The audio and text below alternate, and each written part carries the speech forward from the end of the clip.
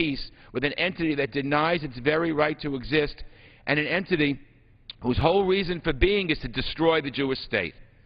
We wouldn't ask that of ourselves. We shouldn't ask that of Israel. And I yield back to Mr. Deutsch, and I'd be happy to do a colloquy with him or anything he might like. I thank the gentleman. First, before engaging that, Madam Speaker, I ask unanimous consent that all members may have 5 legislative days in which to revise and extend their remarks and include extraneous material on the subject of my special order. Without objection, so ordered. Thank you, Madam Speaker. Mr. Engel, if the Palestinians were serious about peace, they would abandon their unity with Hamas. They would abandon this plan to move forward at the United Nations, and they would return to the negotiating table. But this doesn't seem to be the case, as we've discussed here tonight. They seem intent on, in fact, making a mockery of the United Nations by using it as a platform to delegitimize Israel. But we will stand up to that effort. We'll stand up against it. And the fact is, from the vile Zionism is racism resolution of the 70s to the biased and misleading Goldstone report, the United States has time and time again stood up against such delegitimization efforts, loudly voicing our opposition and declaring that we won't tolerate such bogus and malicious accusations. And we'll stand up again for Israel this week in New York, but not just today and Friday. I'd like to take a moment to talk about what's going to be happening tomorrow, when Mahmoud Ahmadinejad brings his campaign of hatred to the United Nations General Assembly, as he stands just miles from Ground Zero, a mere 3 weeks after the 10th anniversary of the September 11th attacks, and blasphemously declares that the U.S. government orchestrated the attacks to reverse the declining American economy, as he did last year. We will stand up for those brave men and women who lost their lives that day and every day since fighting for freedom. And when he stands at the UN and celebrates the 10th anniversary of the Durban hate fest that was an anti-Semitic rant against Israel, we will stand up for the freedom and democracy that Israel represents, the freedom and democracy that Ahmadinejad so brutally represses in his own country. That's going to be our role just tomorrow. And I know that you will look forward to standing in strong opposition to those statements from one who wishes to see Israel wiped off the map, one who could probably be tried for incitement to genocide for his statements. You will stand with me, as you always have, in opposition to the rhetoric, the hateful rhetoric that we will be forced to listen to tomorrow. Well, thank you, Mr. Deutsch, for pointing that out, because unfortunately, I said before that the UN has been a kangaroo court against Israel time and time again. Israel cannot get a fair shake in the United Nations. And I do hope that we are able to block the votes in the Security Council where the United States has said that they will, the Obama administration has said that the President will do a veto of any kind of resolution. And I hope that it won't even come to that, because I hope that they do not get the requisite number of votes to even pass it. And then the Palestinians might then go to the General Assembly, or they say they are going to do that. And while the General Assembly cannot admit a Palestinian state, it can upgrade their status, which would allow them to run around and harass Israeli leaders in the different international courts. I just think the UN better be careful. It sits in my home town of New York, and we have always been proud that the UN is in New York. But I think the UN is on the basis of discrediting itself very, very badly. You know, there was Resolution 242, which talked about land for peace in the Middle East. I would say that the Palestinians, by trying to get recognition unilaterally in the UN, are repudiating the land for peace. They're certainly repudiating the Oslo Accords, where it said that both states have to sit down, the Palestinians and the Israelis have to sit down and hammer out an agreement. And as I mentioned before, it even repudiates the very basis of the initial partition of Palestine in 1947 and 48 into a Jewish state and an Arab state. And you know, we talk about the Palestinian refugees. They have been used as pawns by the Palestinian leadership and, frankly, by all the other Arab states in the world. And we ought to mention this because it's very, very important. Jewish refugees from North Africa and all over the world, from Europe, from all over the world came to Israel and were integrated into Israeli society through the years. The Palestinian refugees could have and should have been integrated in the various Arab countries, but the Arab leaders decided to leave them in these horrendous conditions, in these camps, to use the Palestinian refugees as pawns in the Palestinian camps. It wasn't done by the Israelis. It was done by the Palestinians themselves and by the Arab nations themselves to use them as political pawns. So I think we should look at the people who are really suffering here and saying why they're suffering. They're suffering because they've had a leadership that has failed them for more than 60 years. So I'm very proud of the United States of America. I'm proud of our country for standing up for freedom. I'm proud of our country for standing with Israel. I'm proud that the President said the bond between Israel is unbreakable. We have to understand that this is not a fight between two groups that are sort of equal in being concerned about democracy. Israel shares our values. Israel is the only democracy in the Middle East. Israel, what's important to Israel is important to the United States. And that's why we have to stand with Israel, because if we don't do it, nobody else will. We've shown time and time and time again that the international community, particularly the United Nations, is biased against Israel, and unless the United States stands squarely with Israel, Israel will never get a fair shake. So I am proud that we are doing that now at the United Nations. I am proud that we have taken a stand. I am proud of this Congress on a bipartisan basis for taking a pro-Israel stand. And the United States, and I would say this to the people of Israel, will always stand with our friends and allies, Israel, who care for the basic human rights and concerns in democracy and democratic values that we care about as well. So as we see this unfolding, I would just say to the Palestinians, if you really want your state, if you really want a two-state solution, which I believe you are entitled, then sit down with Israel, face to face, across a negotiating table, no preconditions, and talk peace. The Israelis are ready to do it. We're still waiting for the Palestinians. Thank you, Mr. Deutsch. And I thank you very much, Mr. Engel, for your passionate words. And I think it's important as we wrap this up to think about why it is and to remind our colleagues and the American people why it is that we are so committed to this bond with Israel. And we do it because the bond with Israel runs deeper than our interest in the Middle East affairs. It runs deeper than mutual security interests. Our bond is born out of the values that our two nations share, the values of freedom, of respect, of human rights. We as Americans share those values with the people of Israel. They're universal values, American values. They span religious and political parties. They bring people together from all walks of life. They are the things that some of Israel's neighbors are losing their lives fighting for. The values that Israel holds dear as a great democracy in the Middle East and in the world. So Israel faces one of its greatest challenges, a worldwide campaign to unilaterally declare a Palestinian state. The United States must continue to remind the world why it is that we stand in solidarity with Israel.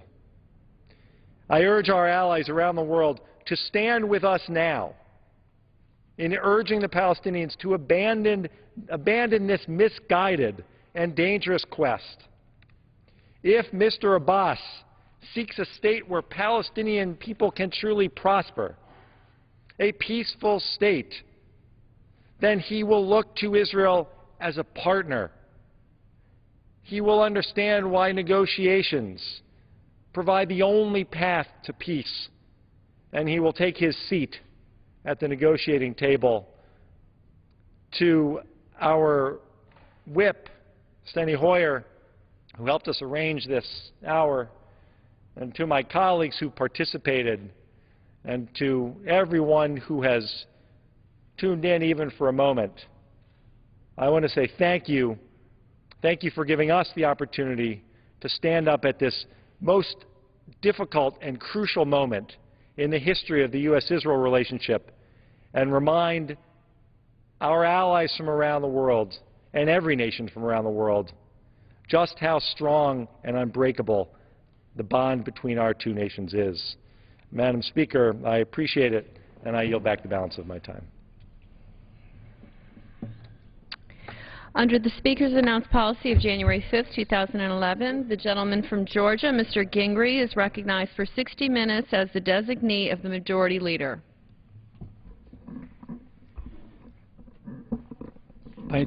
Thank you, Madam Speaker, and I thank our Majority Leader for giving me the opportunity to take this time this evening to talk about two of the most important issues on the minds of every American, but especially on the minds of our seniors.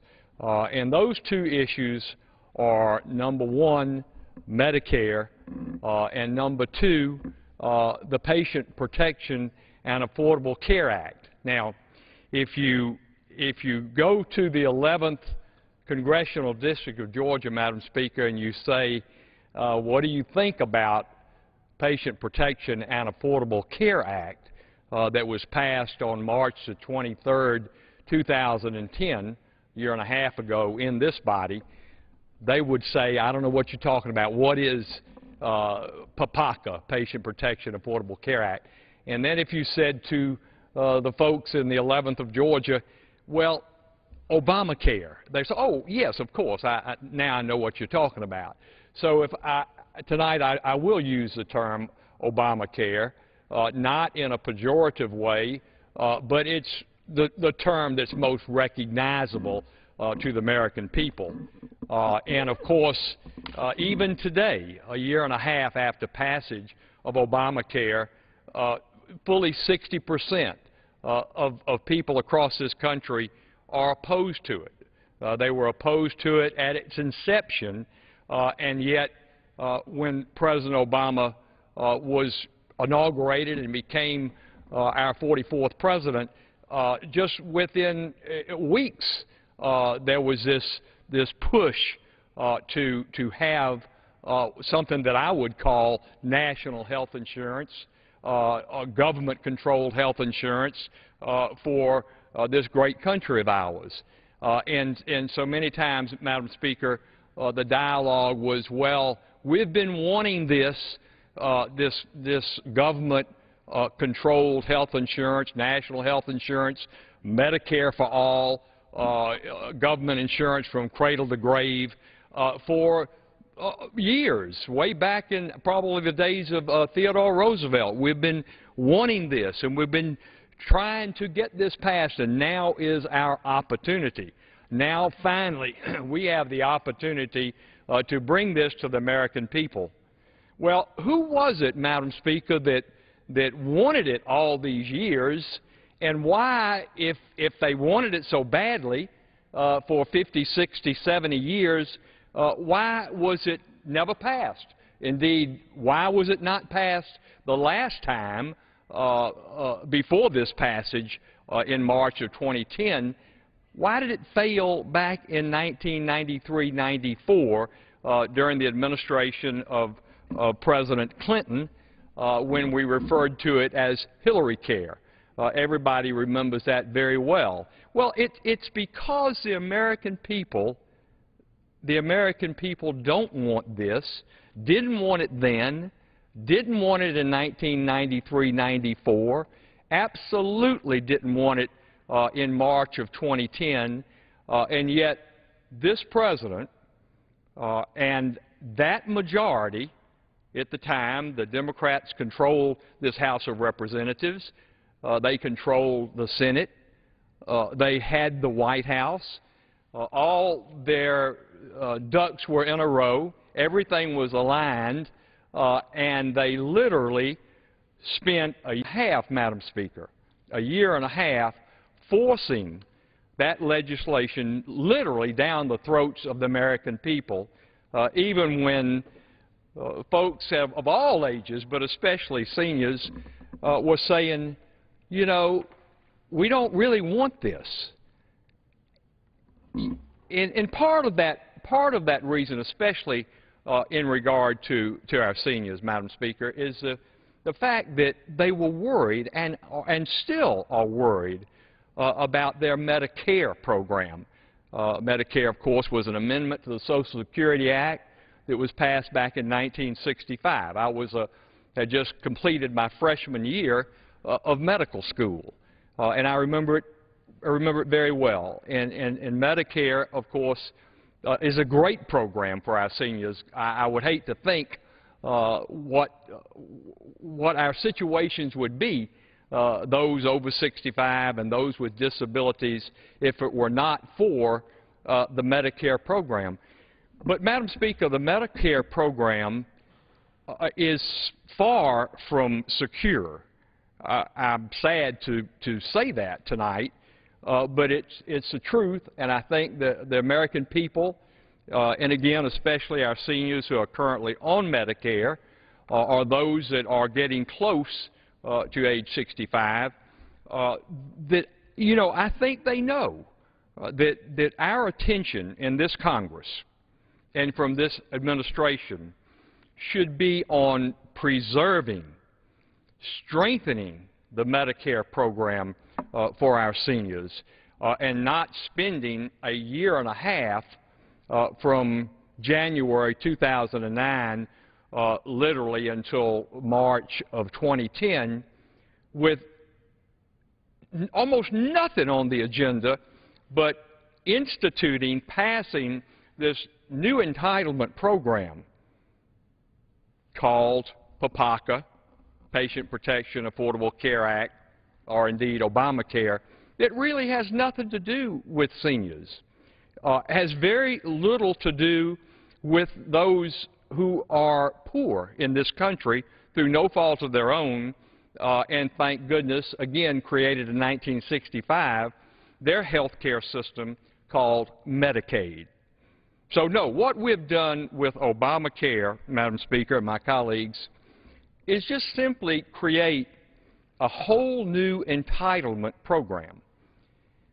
I will make a little analogy and say that if in the middle of a thunderstorm you have a leaking roof on your house, you don't go out and add another room or a deck on the back of the house.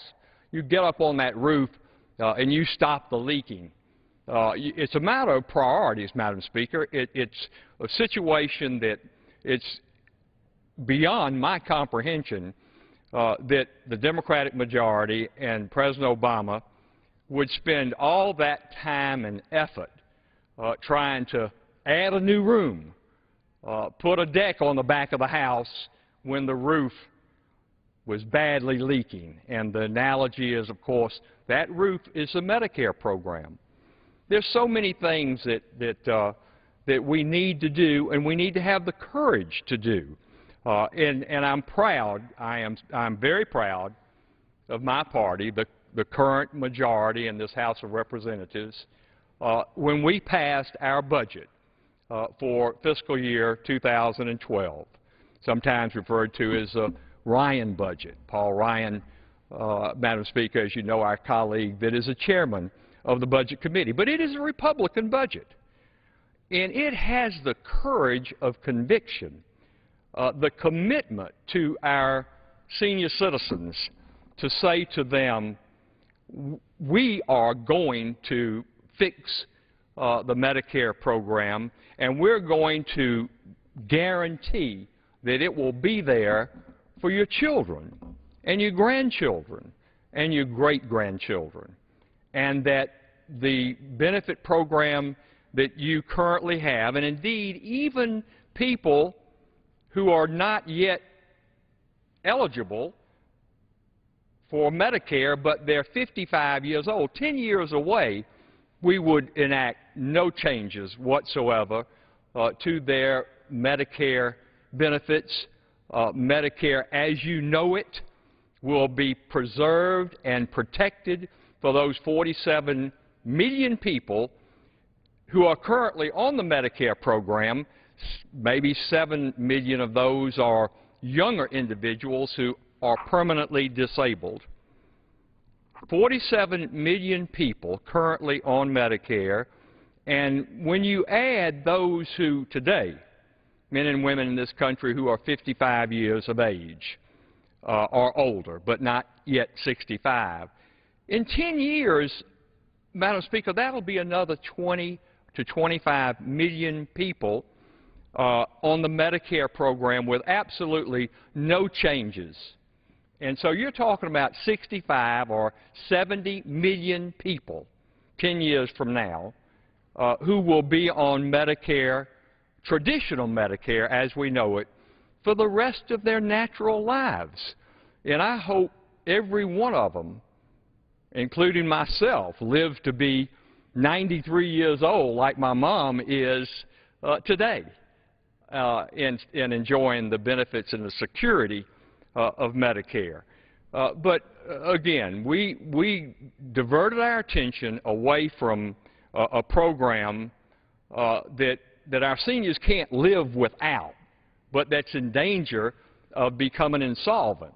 And that's not Congressman Phil Gingrey, Dr. Gingrey, the chairman of the GOP House Doctors Caucus speaking, although I do represent, Madam Speaker, that group here tonight as a designee for the Republican majority in this hour of time that is allotted to me.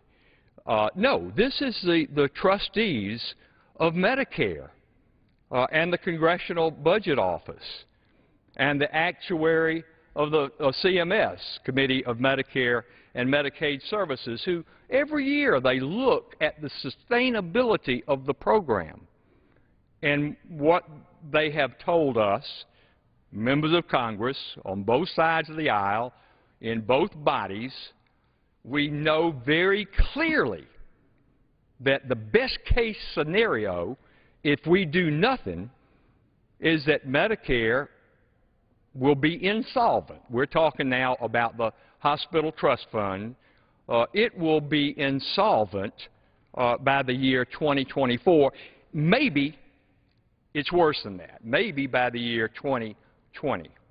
And for us to ignore that and just, you know, the expression, Madam Speaker, the whistling past the graveyard, pretending something doesn't exist, it's as obvious as the nose on your face, kicking the can down the road, thinking, well, gee, you know, all I really care about is getting reelected and let somebody else deal with the problems.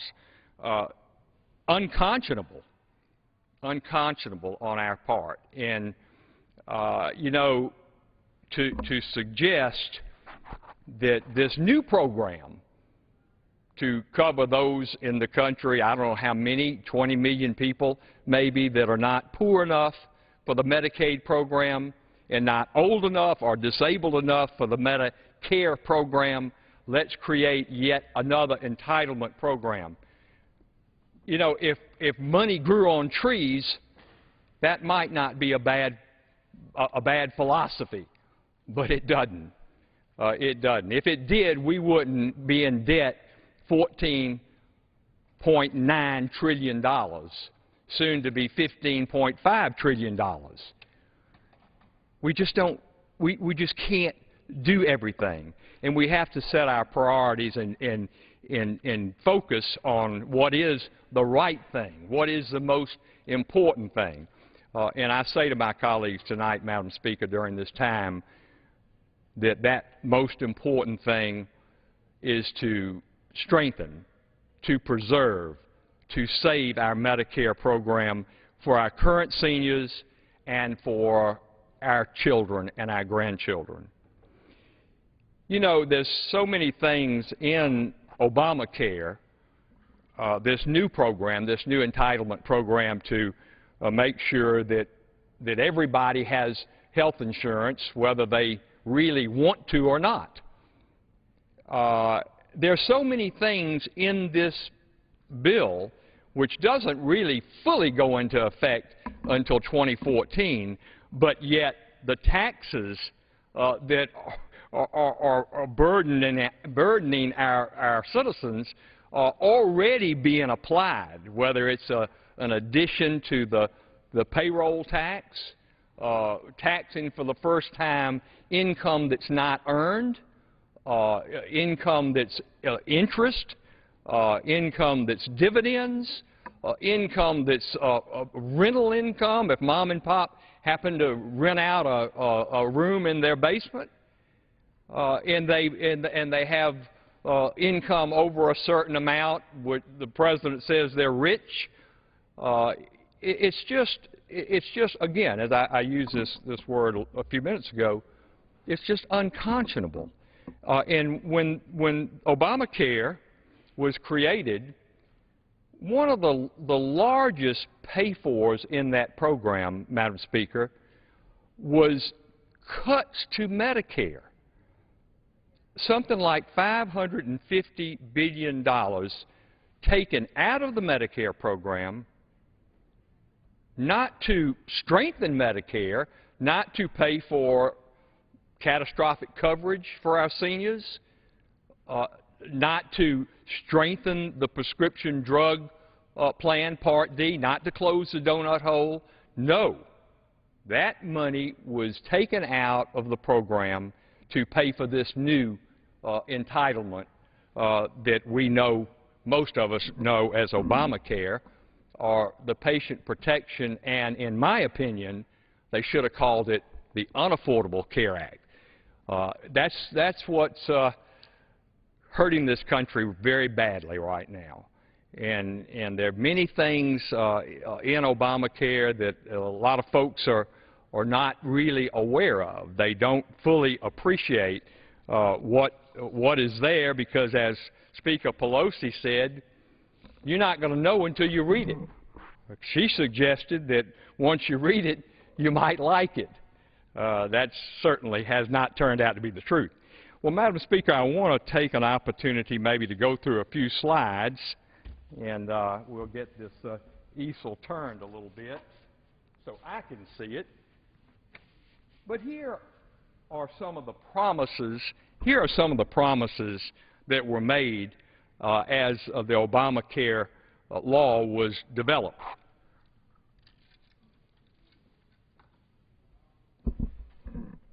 Obamacare will reduce the deficit. Senator Tom Harkin of Iowa says of the Affordable Care Act, and I quote, "This historic legislation will reduce the deficit by $143 billion over the next 10 years. The next bullet point, colleagues, I know you can't see the small writing, so I'll read it to you. Obamacare will create jobs and improve the United States economy.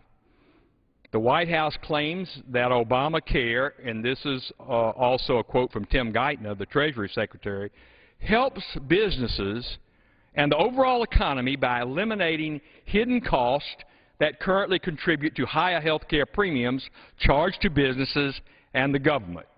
Tim Geithner, Secretary of the Treasury, said that in a White House blog on January the 19th of this year.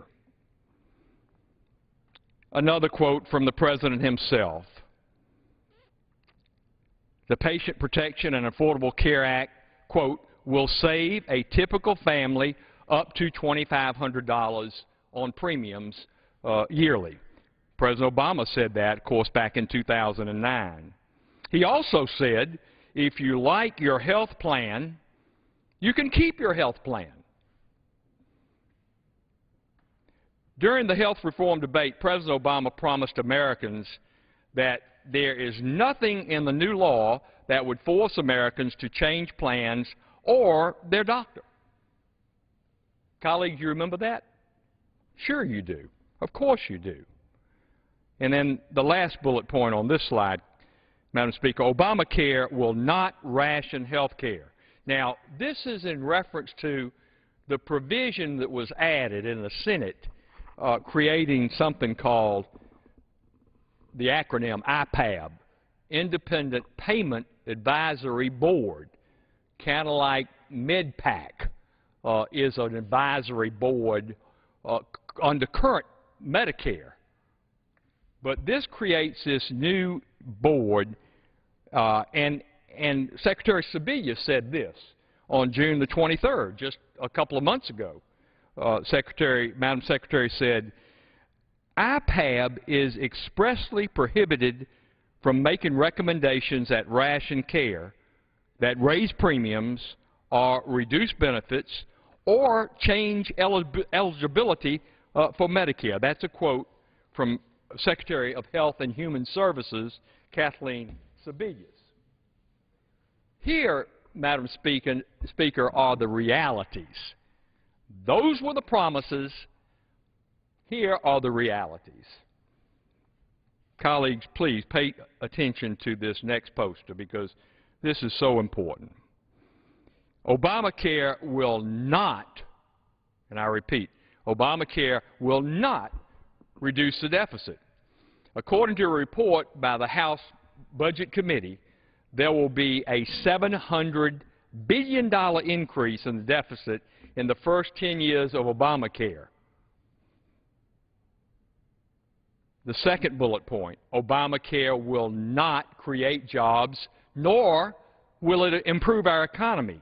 According to testimony by the director of the Congressional Budget Office, the American labor force will be reduced by 800,000 jobs due to Obamacare provisions that, quote, will effectively increase marginal tax rates, which will also discourage work, end quote. And that was testimony of Doug Elmendorf, the director of the Congressional Budget Office. He was put in that position by Speaker Pelosi. And that was at a House Budget Committee hearing in February of this year, some 6 months after the passage of Obamacare.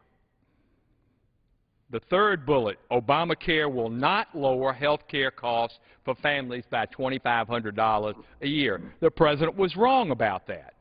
Due to Obamacare, families buying insurance on their own can expect a $2,100 increase in premiums. And that's from a letter from CBO to Senator Evan Bayh, former Senator Evan Bayh, Democrat from Indiana, and that was in November of 2009, some 5 months after passage of Obamacare. I'm sorry, that was actually 6 months before. This is when the bill was being developed and debated in the Senate. If you like your health plan, you cannot keep your health plan. According to the United States Census Bureau, the 2010 census shows that employer-provided insurance fell by 1.5 million to 55.3% from 56.1% in 2009, and it is continuing to fall. And it would not surprise me if within the next 6 to 8 years, Madam Speaker, that 100 million workers in this country will lose their employer-provided health insurance because the mandates of Obamacare make it impossible to meet this requirement. It's not just a matter of being forced to provide the health care for their employees. It is the type of health insurance coverage dictated by the federal government. That's why, my colleagues, 60% of this country remains totally opposed to this. And finally, on this slide, on this poster, Obamacare will ration health care. Don Berwick is the new director of the Committee of Medicare and Medicaid Services, CMS. He had to be appointed by the President during a recess because he could not pass advise and consent and approval by the United States Senate. They didn't have the votes. They didn't have all the Democratic votes, I feel quite confident. So the President used a little trick of the trade and put him in this position during a congressional recess. And this is a gentleman that was quoted and wrote about and talked about other national health insurance programs. In regard to rationing, here's what the director of Medicare said, and I quote, "The decision is not whether or not we will ration care. The decision is whether we will ration with our eyes open." Don Berwick in biotechnology healthcare, June of 2009.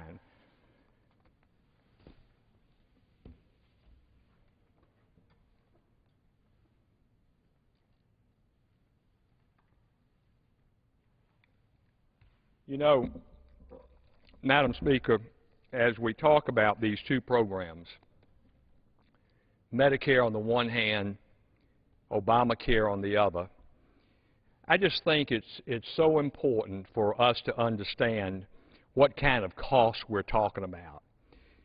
This new entitlement program, it's not paid for.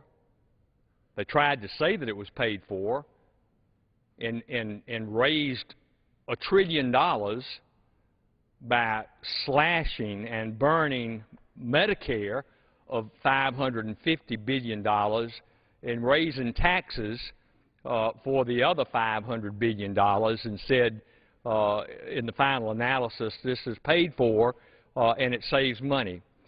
Madam Speaker, nothing could be further from the truth. This program is not paid for and it does not save money, and it probably is costing we the taxpayer $2.7 trillion. How can we afford to do that, to add that new room or build that new deck, when our obligations that we have made to our seniors and our obligations that we have made, our promises, our commitment to those who, through no fault of their own, are unemployed, they have little income or maybe no income, and that hand up, of course, is the Medicaid program. It is just patently unconscionable for we as members of this great Congress to ignore that.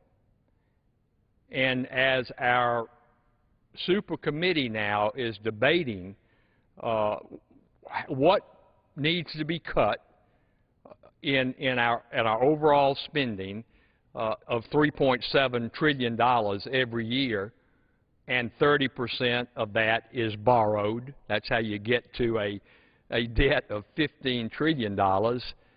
You borrow $1 trillion here, $1 trillion there for 3 or 4 years in a row, and you create a new entitlement program that costs another $2.7 trillion. You can get to $15 trillion worth of debt pretty darn quickly. So I would say to this bipartisan commission that has been set up to recommend additional cuts so that the President can have his request granted to increase the debt ceiling another $1.5 trillion so that he gets through the next election and this issue doesn't have to be addressed again, as this bipartisan, bicameral commission of 12 members debates where to find the offsetting cuts of $1.5 trillion, Madam Speaker, I would say, hey, men and women, you're all very bright. You were selected by your respective parties and your respective leadership because of the respect all of the members have for you and your work and experience in regard to dealing with these things. You've got the chairman of the Ways and Means Committee, the chairman of the Energy and Commerce Committee, one of the more senior members of the Financial Services Committee, and I'm referring to the Republicans on the committee. You have the ranking member of the Budget Committee. On the Democratic side, you have the one of the highest leadership members from South Carolina. You have good Democrats, good Republicans in this body and in the other body.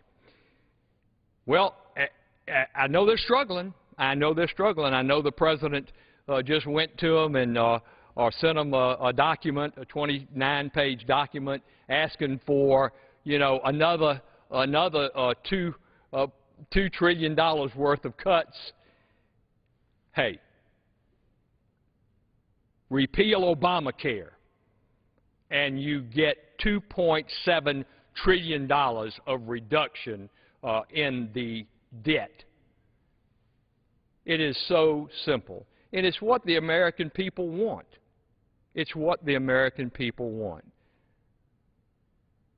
Majority Leader Reid, pass the House-passed budget for fiscal year 2012. I know the Senate hasn't passed a budget in 900 days. I understand that. But you know, you just don't keep down that path.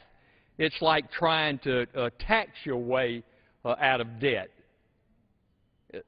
The President seems to think that, you know, that's the way to create jobs. You know, you just tax the so-called rich that actually are people that have an adjusted gross income of $200,000 a year. These are the job creators. These are the small business men and women who, by the way, pay their taxes, Madam Speaker, as individuals. You know that. Colleagues, you know that. And you know that this is a lot about politics. It's a lot about the next election. But we just need to take a deep breath and think about what the people back home are telling us. Think about the struggles that they're going through, those 15 million without jobs, and 45% of them without a job for more than 6 months. And when you add the underemployed, or the people that have just given up, you're probably talking about not 14, 15 million, you're probably talking about 25 million people. And I see it, colleagues, in town hall meetings, and I know you do too, both Republicans and Democrats. People ask questions, they shake their finger at you, and they're just not going to take some little smoke and mirrors answer to these tough questions. They're fed up with that, and I don't blame them. That's why our approval rating is so poor in the Congress. We as individuals like to think that, well, you know, they love me in my district. You better hope so. But maybe not. Maybe not. Maybe every one of us is are at risk of joining the ranks of the unemployed. And if we don't do the right thing, Madam Speaker, we deserve it. We deserve to be fired. And I stand here tonight, and hopefully not in a partisan way. I think my colleagues on the Democratic side of the aisle would agree that my rhetoric is not over the top, maybe occasionally, but try to be honest with each other and to work together and to get things done, and to realize when you've crammed a law like PPACA, Patient Protection Affordable Care Act, down the throats of the American people, when 60% or more say they don't want it, that, you know, your first priority should be to create jobs, and your second priority and your third priority to create jobs and put America back to work, and not spend a year and a half trying to pass something that just because Democrats for 75 years have wanted this program of government control over health care. I think it was so wrong-headed. Even worse than the previous year, when we spent the whole year trying to please Al Gore and pass this scheme of cap and tax or cap and trade in regard to carbon dioxide, and in the process would literally have cost every family in this country $1,500 a year in increased utility bills. That's what the Democratic majority did when they took over in January of 2007. For a year and a half, I can remember distinctly, Madam Speaker, I was on the Science Committee. In the very first hearing we had one witness. That was the new Speaker of the House, Nancy Pelosi, promoting cap and trade, or cap and tax. And the next hearing we had one witness. That was Al Gore, former Vice President. Again, pushing for something that was a job killer. Maybe not a job killer for him, maybe not a job killer for certain sectors, special interest in this country, but for John Q. Public, Joe the plumber, an absolute killer to jobs. And it's done nothing but increase unemployment, despite spending $850 billion on a stimulus bill that, if it created any jobs, they were government jobs.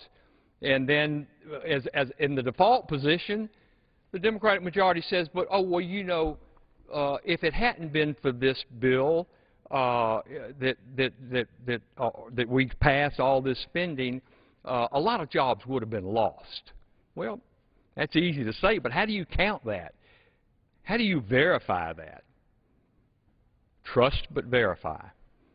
So, you know, again, Madam Speaker, I'm not going to take all of the designated hour this evening, but I am proud to have the opportunity, to have had the opportunity tonight to talk about these issues. Yes, on behalf of the GOP House Doctors Caucus, Madam Speaker is a member, health care providers, nurses, doctors, dentists, psychologists, people that have been there, they have walked the walk in regard to what's best for our country and best for our citizens. And yes, best for our patients, not just seniors. I talked a lot about Medicare tonight and this PPACA, Obamacare, but we need to let the marketplace work. We don't want, Mr. President, we didn't want, we never will want a UK-type system. We don't want national health insurance. We don't want bureaucrats coming between our health care providers and their patients. And if we don't repeal Obamacare, we are going to destroy medicine as we know it, not just Medicare and Medicaid as we know it, but health care as we know it. And colleagues, that's 1/6 of our economy today, and it'll be growing each and every year. With that, Madam Speaker, I yield back the balance of my time.